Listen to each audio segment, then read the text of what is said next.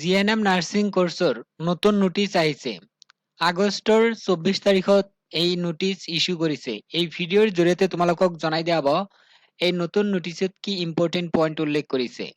তোমালোকে যদি জিএনএমৰ এন্ট্ৰেন্স পৰীক্ষা দিছা 2026 চনত তেতিয়াহ'লে এই ভিডিঅ'টো সম্পূৰ্ণ চোৱা।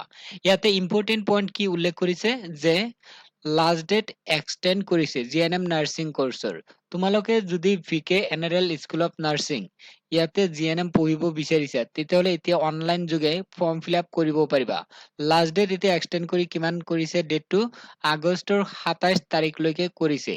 তোমালোকে যদি মিনিমাম 28 মাৰ্কছ পাইছা তেতিয়াহ'লে ফৰ্ম ফিল আপ কৰিব পাৰিবা, কাৰণ এইটো প্ৰাইভেট হয়।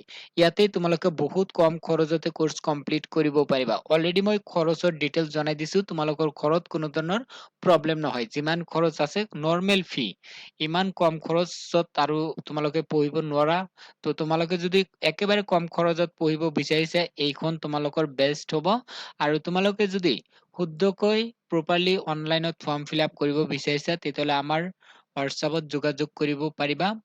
যোৱা বছৰ কিন্তু আমাৰ গ্ৰুপৰ পৰা বহুতেই চিলেকশ্যন হৈছে। চৰকাৰী প্লাছ ফ্ৰী কোৰ্চত বহুতেই চিলেকশ্যন হৈছে। তোমালোকে যদি শুদ্ধকৈ ফৰ্ম ফিল আপ কৰিব বিচাৰিছা যোগাযোগ কৰিবা। আৰু যেতিয়া তোমালোকৰ নতুন নতুন আপডেট আহিব তোমালোকক কিন্তু মই ভিডিঅ'ৰ জৰিয়তে জনাই দিম, আৰু গ্ৰুপত যিসকলে থাকিব সিহঁতেও কিন্তু ডিটেইলছ খিনি জানিব পাৰিব। এইখিনি ইম্পৰ্টেণ্ট আপডেট, আৰু যদি আপডেট আহে জনাই দিয়া হ'ব।